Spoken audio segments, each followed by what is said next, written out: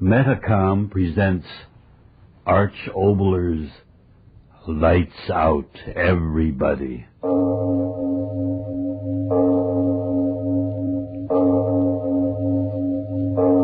It is later than you think.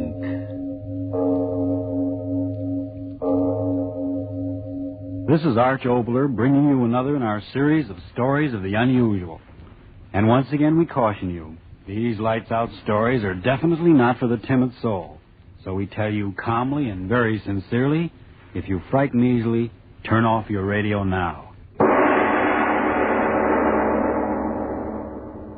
The Immortal Gentleman, a melodrama about something every one of us has thought of at one time or another. If I could only live forever. Our star, Mr. Francho Tone, in Arch Oboler's newest radio drama, The Immortal Gentleman.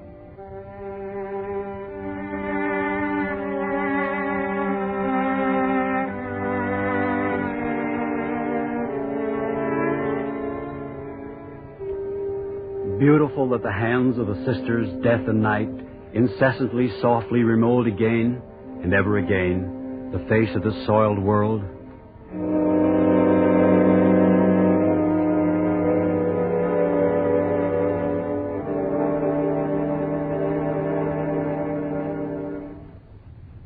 Don't be frightened, Joan. Please, don't be. Yes, I know I screamed, but don't be afraid for me. I'm all right, really, I am. No, don't say anything. Just listen. The reason that I screamed, it made me happy. Oh, what are you I know talking? it sounds confused, but I can tell you freely now for the first time since I've known you. Tell me what? About what happened. Tell you about myself, and then you'll understand, and then we'll both be happy. Remember, you once said you never could be happy with me. Oh, please. No, please, don't say anything. If you do, I want to hold you in my arms. And I've got to talk this thing out first. Talk it out from the time before I knew you until a few moments ago when I screamed and frightened you. You know, you were right. I've been a coward. But not of men or things or living.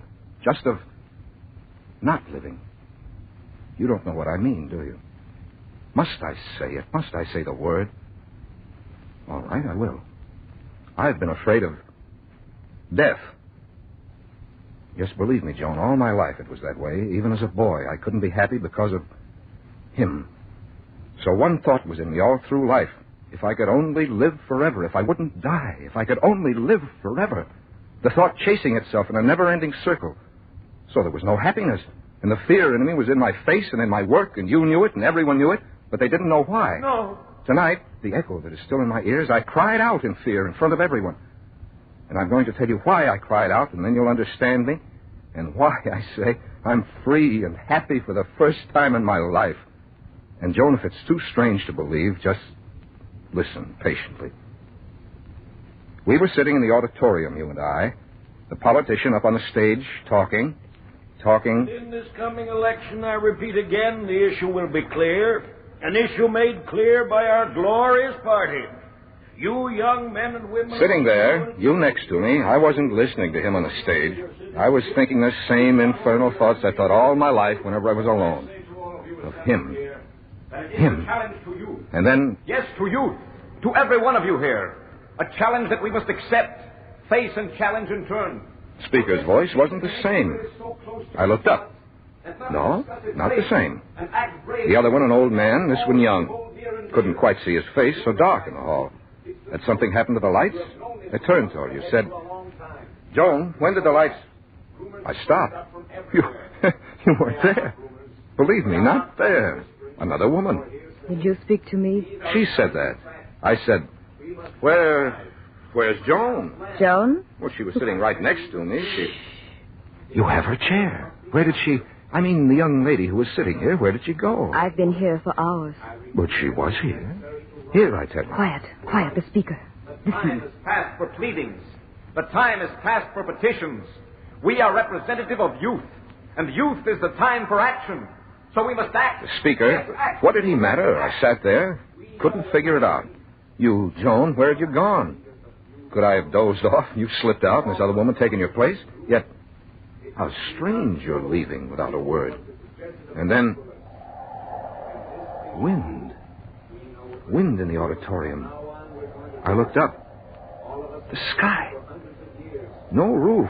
A single star and clouds. No roof. Sleep? No, awake. I got up to go. No, sit down. No one can leave. But my friend... You have sworn to stay. You must. I sat down. Sworn to stay? What in the world... I sat down. You know there can be no compromise. There will be no compromise. For if we compromise, we are doomed as they have always doomed us. Speaker, what did he matter? No roof on the place. Crazy. How could a roof disappear in a moment without... I said to the girl, where's the roof? What's happened to this place? Where are we? You know. No? What? Well, I'd get out of the place. I'd find you, Joan. Started to go again with the girl's hand tight on my wrist. No, don't. You swore to stay. Swore? You swore. They swore. He speaks the truth. But what? Listen. Good and now, good friends. Let us put an end to words. This meeting of ours was destined. For 500 years, destined. What was he saying? For 500 years, destined? For what? None of us can say we have moved quickly. For in the meditation of these 500 years has come the essence of truth. A truth that burns bright in the hearts of all of us. What kind of a political speech was that? And so an end to words. In this meeting we have spoken words which none dare question. Now the time has come for action which none dare deny us. The girl leaned close and whispered. None dare deny us. Deny us? Deny what? Wanted to yell out just the way I did a few moments ago, but I couldn't. Something about the place, the speaker, people around me. I could only sit there, questions pounding in my head. Youth is action. Action is youth. We will act together and make ourselves a new world. A better world. Our world. Meeting over. Everyone getting up. The girl said... Come with me. Where? You know. I know. Crowd pressing around me. Dark, strange faces. Young, angry faces. None of my friends. My friends? Well, where were they? Joan, where were you? The auditorium in ruins. As she led me out, I saw that. It was madness. Yet a strangely intriguing madness, so I walked with her. Led me through a door.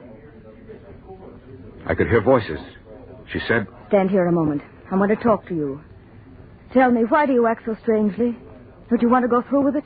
Through with what? There. That's what I mean. You talk as if you don't know. I couldn't speak. Stood there. It's a glorious morning for all of us. We've waited 500 years, some of us, for this. 500 years? What was she... I said, 500 years? Well, perhaps not you, but I've waited 350 myself. What did you say? 350 years, and now I can't wait another moment. The thought of another empty day suffocates me. Am I insane or you? Insane? I don't know the word. Out of your head. You or I? You are a strange one. And yet you came here. Why? Well, to hear a speech? So, to hear but not to act, eh? You will. You will. All of us will. And then... the moonlight from under a cloud. And then... her face. I saw her face clearly for the first time. Hers was a loveliness beyond the word. 16, 17, she couldn't have been more. Freshness of the morning. And yet her eyes, old, bright, wise.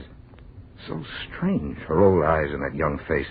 I stood there, staring at her. I tell you this, if one of us fails, we all fail, and that can't happen. Remember that. Now come. They're waiting. Followed her. A room, quite dark. Many people in it. Quiet, please. Quiet. There is little time to waste. We will now draw lots. Each of you take a paper as the box is passed. Most of the slips are blank. Only 24 are numbered. Whoever draws a numbered slip stays. The others go. Slips? Draw lots? What was this? Draw lots for what? Someone came close, held out a box. The girl said... Take a paper. I did. She did. The others did. She said... Look at the slip. I did.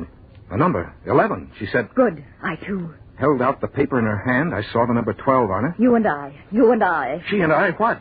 All those without numbers leave.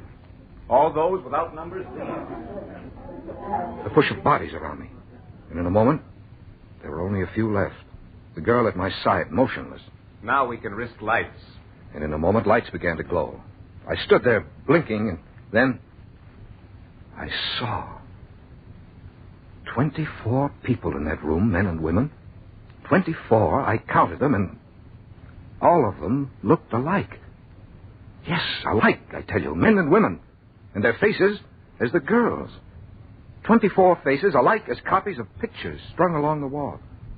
They, in turn, were staring at me. Who is he? A voice said. Who is he? Another said. Oh, I've never seen him before. Who is he? They came close around me. Not one of us. Who is he? Who is he? Not one of us.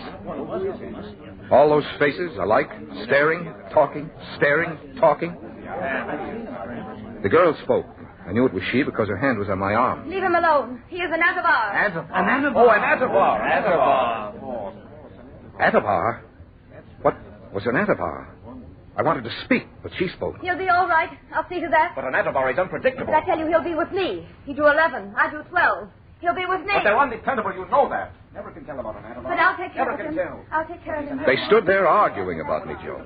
Yes, arguing about me. Whether I could, whether I would, whether I was reliable, unreliable. And always that word Atavar. Atavar? Atavar?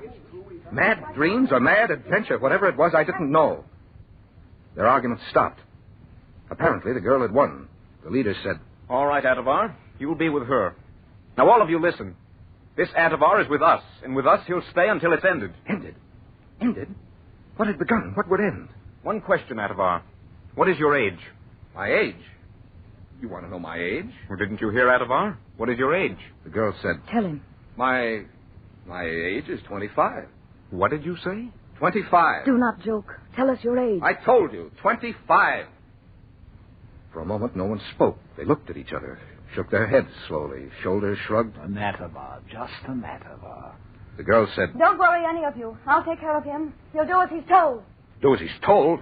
Do what? Told her to what? I wanted to open my mouth.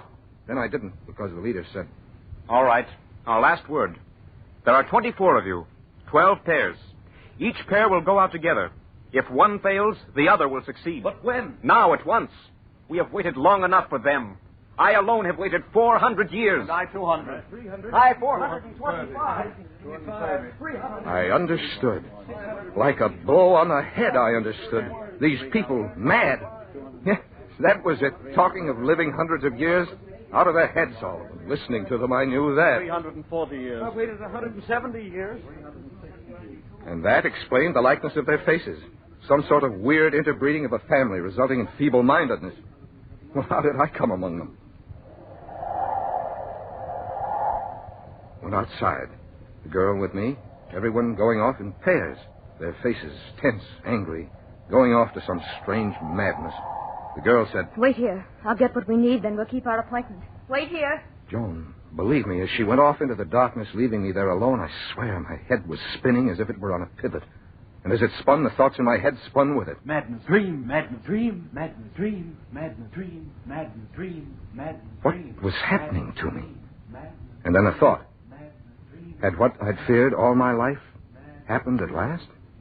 Had I died?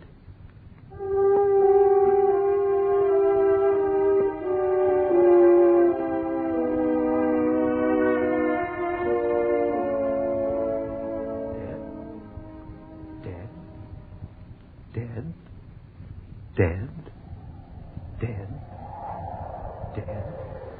Joan. Dead. I remember the wind suddenly was cold about me. Dead. But I was colder. Dead? Was I? And then someone was standing by me. Not the girl, but a man. Smooth, young, handsome face with those old, wise eyes looking at me. He said, You have not started yet, Atavar? No. Strange, I've never seen you before. There are so few Atavars. You know, generally, they are not permitted to develop. And looking at him, I knew I was alive. Of course. And dream? This was no dream. Yes, there are so few Atavars. I said, Atavar? Atavars? What the devil are Atavars? You are a strange one. Well, tell me, what are Atavars? Why call me an Atavar? Well, because you are. You're not like us, you know. You are a throwback to the individualistic, unconditioned, embryonic development. What? But then, of course, you don't understand, do you? No, an Atavar wouldn't. Well, tell me. It is strange that they should have permitted you to develop and not to have explained to you the difference. What difference? What? Once in every 2,000 births, and that means once in every 2,000 years, we don't have many new ones in this world, you know, something happens in the incubation process, and instead of one of us perfected ones, one of you develops. A throwback to ancient times, an imperfect creature, out of the past. In other words, an atavism. Understand? An atavism. Atavism? Atavar? Atavism? What the devil's name was this? But he kept talking. He said, Yet, Atavar though you are, life must be miserable for you as it is for the rest of us. life? Miserable? Well, of course. Why else would you have joined with us? Oh, this is going to be a glorious night for us. But not for them. I don't understand exactly what you... Of course not. Things would be confused for the Atavar mind, wouldn't they? That's the infernal trouble with our minds. Things are much too clear and concise and understandable. And they bred all the confusion out of us a long time ago. Well, now they'll pay for it. Please, tell me... Just look at me. I've lived just a handful of years, 250.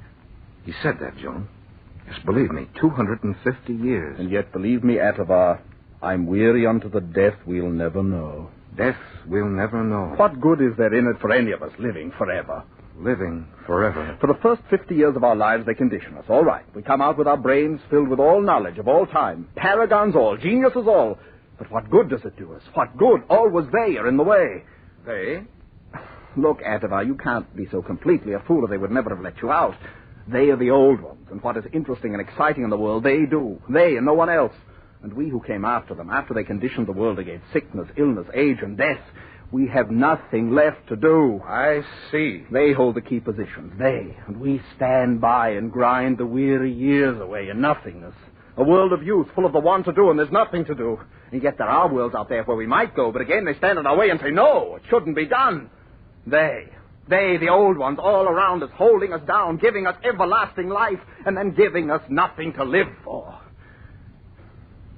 But this night will change it. You and I and the rest of us 24. Well, here comes your partner, and I must go with mine. Goodbye, Atavar. Good luck. He was gone. And then the girl at my side, under her arm, a small black box. All right, we can go now. She took my arm. We walked along. In almost a moment, we were in a straight, broad street.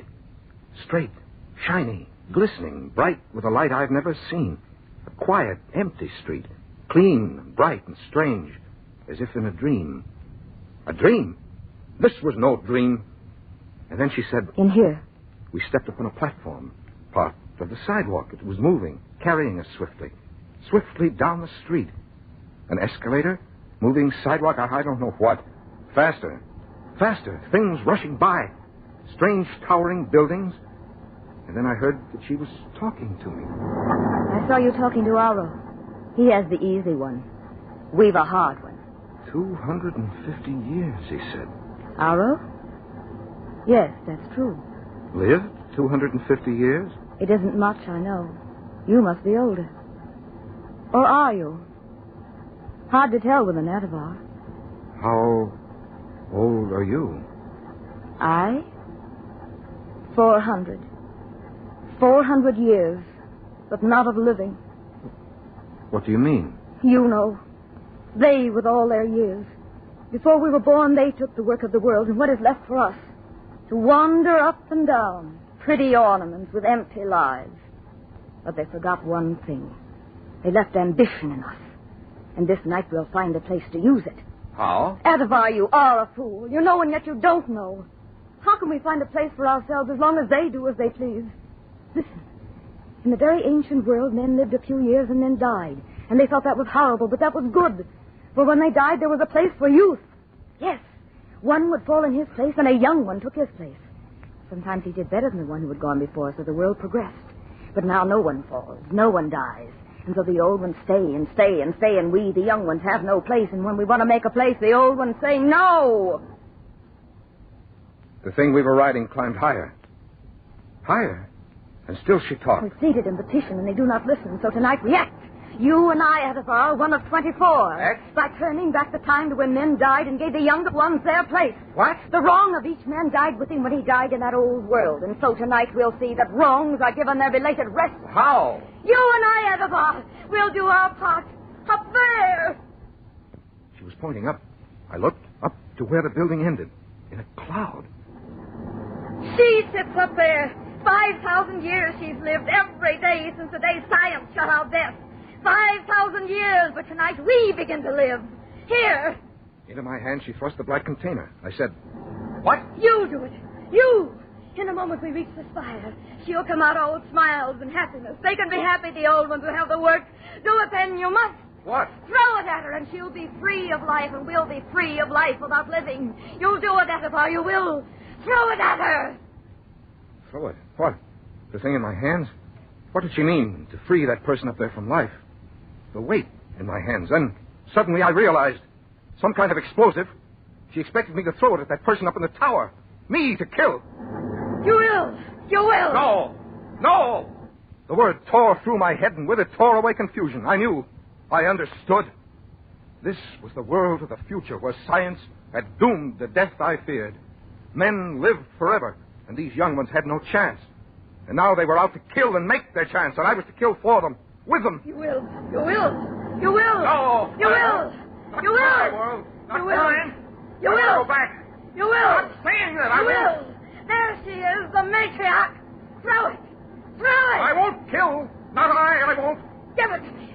Give me that. Give me No! I jumped. Falling. I was falling through the horrible space of that horrible future. Down and down and down. The glistening sides of the building rushing past me. Down. Twisting. Clawing at the air. Down and down. And then I remembered in my arms that explosive. I tried to throw it, but my hands tight around it. I couldn't unlock them. The ground coming up. I screamed. And there I was, sitting next to you in the hall where I'd been before, the politician up on the stage, my friends around me, you next to me, frightened at my cry, and the roof quite intact above me. So here it ends, Joan. Sitting there, I stepped ahead in time until a day when men had conquered death. And so somehow I'm not afraid of him, the one at my shoulder anymore, because I think it's good that men should live, then die, and so end the evil in them and give their place to others. Tell me, Joan, do you agree?